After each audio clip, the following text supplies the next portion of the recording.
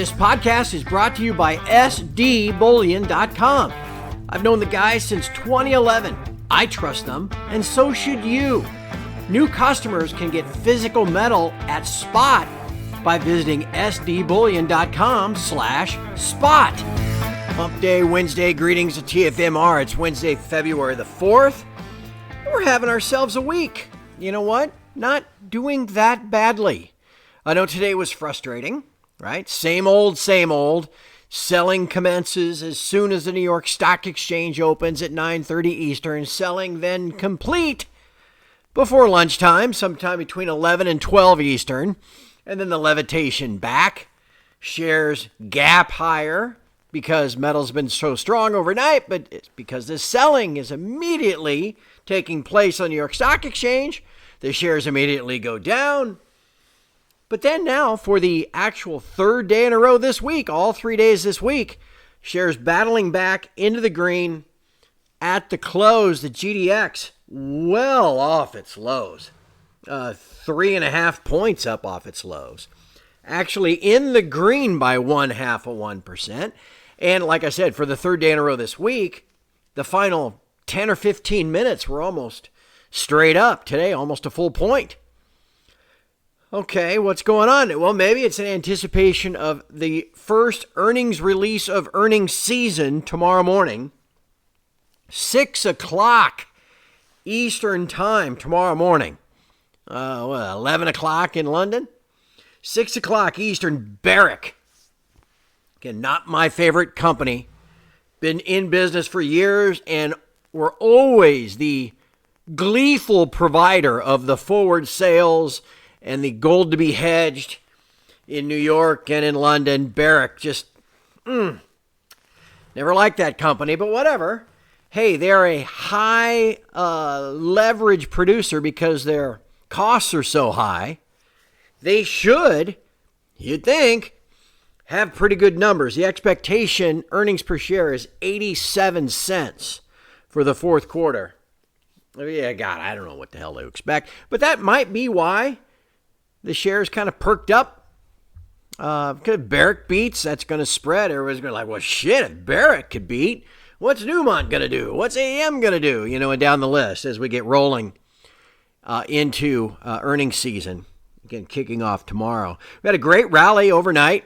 Again, outside of that, just that usual 2.5 hour window of New York-based selling, we're doing okay. And actually, again, as we pointed out yesterday, unlike 2011, where gold or silver got smashed and then smashed and then smashed again, another margin hike, smashed again for 5 or 6 days in a row, we had this extreme, outrageous event on Friday, a little bit of a follow-through on Monday, but now on the week we are up. Well, we were down almost $2 Monday, but back up more than $6 yesterday, and now nearly $4 today. So again, it's not analogous to 2011. And if you missed yesterday's podcast, even though I implored you to listen, you might go back and listen. Open interest continues to fall in COMEX Gold. I mentioned yesterday. Probably go down yesterday because yesterday was probably a lot of short covering in that rally, and that's exactly what happened. Gold up $282 yesterday on the bounce. Open interest down nearly 5,000 contracts, so a lot of short covering. Good thing is, there is a COT survey yesterday, and from that same survey, there'll be a BPR. All of that released on Friday. Open interest in COMEX Gold now 409,694. 409,694. That's the lowest since May the 30th of last year. And when we hit that level on May the 30th, that was the lowest since February 22nd of 2024. So that's how extreme this is. These low levels of OI. And you can maintain that for a while and not have any excitement, but when something comes up and the specs come rushing back in sometime in the next 30 days or whatever, price is going to go back up. Still low in silver. Silver up $6.29 yesterday. Open interest up only $800. The front month March saw its open interest go up by six contracts. So anyway, like I said, COT survey yesterday. It's going to be a fun COT report on Friday. Gold for the COT week, even inclusive of that $600 washout on Friday. Gold down $190. Okay, I mean that's a lot, but the other 4 days it was up 400. But open interest down with the washout, the Fed going off the board. Open interest down nearly 79,000 contracts in those 5 days. It'll be a fascinating COT report. Silver down $22.60 over the 5 days. Open interest down 13,500. Like I said, there's a chance that the managed money component is net flat in this week's COT report. Again, that is a very bullish signal. Okay? Remember, we go back. If I had all my stats, I could go back and tell you. Remember this happened back in whenever? And anyway, we'll see. Those COTs will be interesting. Today, not much movement in the other stuff. Yield curve basically flat. Dollar bouncing 20 cents. Whatever. And like I said, the only real frustration was the shares, which gapped higher a couple of points to 101.12 on the GDX and then plunged all the way to 95 before recovering and finishing up at 98.69, up 47 cents, about 0.5%. Okay. Gold as high as 51.13, plunged to 48.78 at the lows around noon Eastern. I got a last around 49.70, up $34. What? $34? Wow, that's not much change for once. Silver hit 92 right on the nose, fell to 83. And right back now, it's back up around 87 and up nearly $4 on the day. Again, after $6 yesterday. Oh, and by the way, right now, as we speak, the backwardation versus spot is 35 cents. So, the total brokenness, disjointedness, disparate prices, all that stuff hasn't changed. We had this weird washout with all the things that happened on Friday that really overcooked things to the downside. And I really, again, think that's all it was. I'll tell you this. On Friday, you're going to get live from the vault with Andy and yours truly. We recorded this initially on my birthday, on the 28th, back when everything was at its all-time highs. After the smash on Friday, I reached out to Andy on Monday and said, we should probably redo this, not because we want to cover up what we talked about that day, but just simply because if we post something now that was on this coming Friday, it was recorded 9 days earlier, the comment section is just going to be people who be like, well, this is useless. I don't want to hear about this. Why are you waiting 9 days? When was this recorded? All the other bullshit. So we re-recorded it today. So, come Friday, you might want to listen. Andy and I talking about everything that's going on in the world. Recorded today. They'll post it on Friday. I'm sure I'll have it here as well. Speaking of here, I'm not sure what I'll have tomorrow. I'll have a podcast, but I'm just getting up at 6 a.m. to write a morning post is not my favorite. So, we'll have something for you in the morning. And then we'll have a full podcast in the afternoon. No BLSBS on Friday. Remember, that's pushed back to next week sometime because of the couple of day government shutdown. And so then we'll just wrap it up on Friday. Again, the COTs are going to be pretty interesting. Okay, so what's on this page? Let's dig in. Here you go. Hey, this is fun. Trump says he thinks Warsh understands. He thinks Warsh understands that he wants lower rates, and he would not have gotten the job had he said he wanted to raise rates. Well, no shit, Sherlock. I can't believe this is news. I've been complaining about this since Friday. Wrote about it at Prop Money on Monday. Showed it to all of you. Been rating it. Well, there's no way. Trump and Bessent, they know. They got to try to grow their way out of the debt and debt service issue. And there's no way they sat in the Oval Office with War saying, no, we got to hike rates. And that they went, you're our man. It's just remarkable. So anyway, here's Trump himself trying to clarify things. This is a fun one. Some GOP lawmakers push Treasury to buy Bitcoin. This Cynthia Loomis, remember she's this Senate sponsor of the Bitcoin Reserve Act bill? Yeah, she wants to stem the tide in Bitcoin, which I'll show you. The last chart of the day is Bitcoin. Again, how can Treasury buy Bitcoin when the legal process remains unfinished? You get the idea. We've been writing about and talking about this for over a year. Barron's, will Silver's monstrous rally be a head fake? Or why it may be a head fake? Okay. As Peter Spina points out, opposite of a mania phase. Couple more. This just amazes me. How could these analysts, these so-called commodity experts, be so freaking clueless?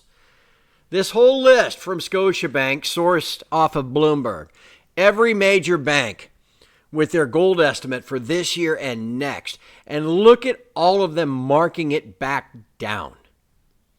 As if, the dollar's going to, suddenly they're going to stop printing dollars and we're going into austerity and the U.S. is going to balance its budget and all this. Give me a break.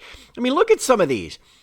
Who's the most egregious? Bank of Montreal, your BMO Capital Markets. They think this year, 45.50. Next year, 4,075. 28, 36.75. 29, 34.20. So they think gold's going to fall by 35% over the next 3 years, while the U.S. tags on $2 trillion a year in deficit spending. I mean, how unbelievably friggin' clueless can you be? And again, these numbers are important because these are the numbers that the equity analysts are going to base their earnings forecasts on. And again, look at like even Deutsche Bank, 5,500 this year, 6,200 next, and then 4,000. Have they just not updated their 2028? It's just, I don't even know what to say. All right, this is fun. Chinese gold ETFs saw record outflow. 4 largest gold ETFs in China, $1 billion in outflows on Tuesday. Largest daily withdrawal on record. Great. They had almost 900 million last Wednesday, and then all goes rushing back out on Tuesday. All right. This is helpful. From Lynn Saunders of Schwab, estimating there's 220,000 tons of above ground gold. That's what the World Gold Council says. But only 23% of that is in bars, coins, and ETFs.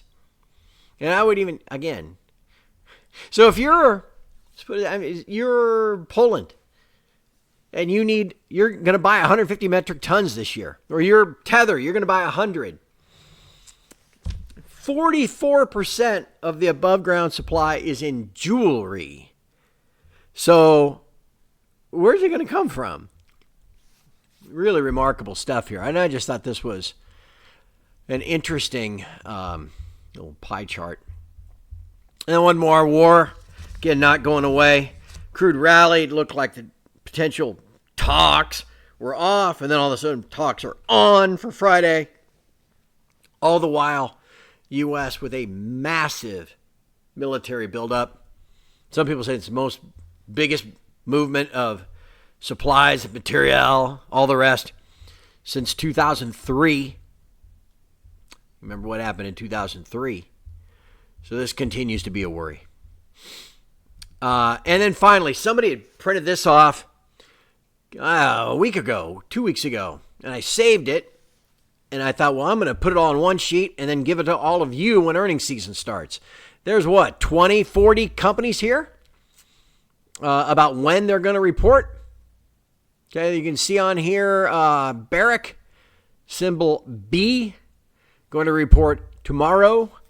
Look down the list. You can find your favorites, kind of somewhat helpful to always have this sort of list. So thank you to whoever did that. All right, here you go. Here's the algos. Full display again today. Gold, silver, and the mining shares. Because, fundamentals matter. Rising overnight. And again, the shares don't open until 6:30 Pacific time on this chart. See the metals doing fine. Silver doing fine. Up substantially on the day. So the shares gap open nearly 3 points higher. And right at that point, down go the metals for 2.5 hours. Basically done before 9 o'clock Pacific, before noon Eastern, as it almost always is. Little attempt to double bottom a little bit later, and then up in the afternoon. Now I printed this 97.12. We actually finished 98.69. Printed this 85.24 silver. Again, that's 2 days, rallied $2 up since then. But you get the idea. Again, everything was fine until fine 6:30 on here, straight down. Are we dealing with physical precious metal? Are we dealing with fundamentals, individual company fundamentals, or are we dealing just with algos? Yeah. Here's a chart. This is 15-minute candlesticks of the GDX going back to Friday. Now, my arrows here point to the last 15 minutes of each day. Now, Friday got a little burst, but that was Friday. But see a little rally late Monday, and then you got this gap higher. Then a little rally late yesterday, then you got another gap higher, and then another rally today. Almost a full point in the last 15 minutes, so we'll see what happens tomorrow. Here is gold going back 10 days. All right. Rallying all through last week.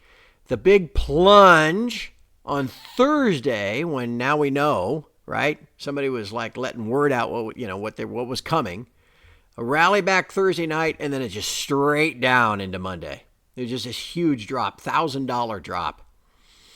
And then a pretty decent recovery. I printed this 49.52. I have a last of 49.78. Okay?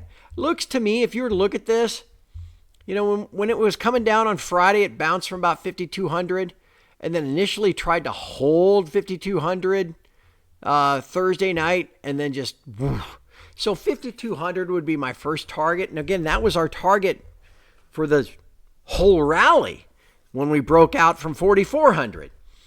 So I still think we got to 5,100, 5,113. I still think we're going to 52, and then we'll just wait to see what happens. Silver over those last 10 days. Now eliminate this goofy wick from late Sunday or whatever that is, like Friday, that goes all the way up here to 110. You can see what happened. We were cooking along, got whacked that Monday on the Globex, and then just continue to rally. And then the smash Thursday, and then smash Thursday night, and then it was just on from 110 down to 70. Jeez. Again, though, kind of a lot of strength down here around 75. You can certainly see that. And now a rally. 86.16 when I printed it. 87.30 right now. 87.72 on spot. 42 cents of backwardation. Just a reluctance to buy the futures because there's going to be another slam. I don't know, maybe. But you can't deny 42 cents of backwardation. Still a problem. All right, and finally, just your daily charts. We'll call it a day. Gold on the daily chart. Again, can't look at. This isn't complicated, right? Dipping in the sell-off in October, briefly below the 20-day, but not below the 50-day. Holding the 20-day like crazy in the middle of November. Remember we talked about that then? Preceded a rally, and then as it pulled back in late December and early January, we talked about it then, holding the 20-day, and then it took off. Well, what's happened the last 4 days? Boom. Holding the 20-day. Oh, no, it closed below the... Okay, you get the idea. It also closed below the 20-day on the 2nd of January. So this is structurally, there is nothing wrong with this. As I tried to show you yesterday with the whiteout charts.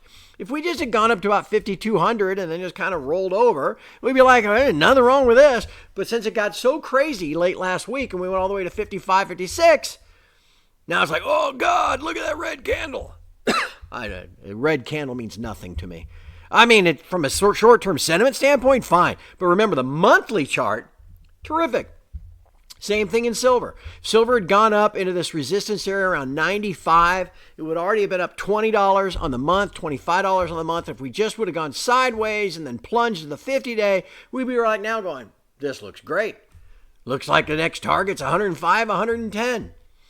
But because it went all the way to 120 and I hate to call it mania, but in the just total craziness, as it, in hindsight now, this is 95 to 120 in 4 days.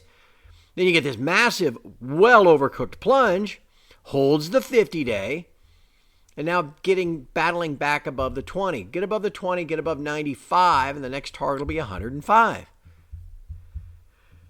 And finally, I mentioned Bitcoin. This is Bitcoin now at 73,000, all the way back to where it was when Trump was elected. So Trump gets elected. It's going to be the Bitcoin. We're going to be the Bitcoin crypto capital. We're going to do all this stuff. And Bitcoin immediately goes to 110, comes back down, tests those lows last April, then goes to 125. And now we're all the way back down. Now, maybe this is the level that it should stabilize. But if it doesn't, it could go to 50. Okay. Again, I don't know. I'll have something for you in the morning. But the main thing will be we'll have a podcast tomorrow afternoon to kind of wrap things up. We'll get back to having a midweek conversation next week. I know that. And we'll just see where we go from here. Watch those Barrick earnings, 6 a.m. Eastern.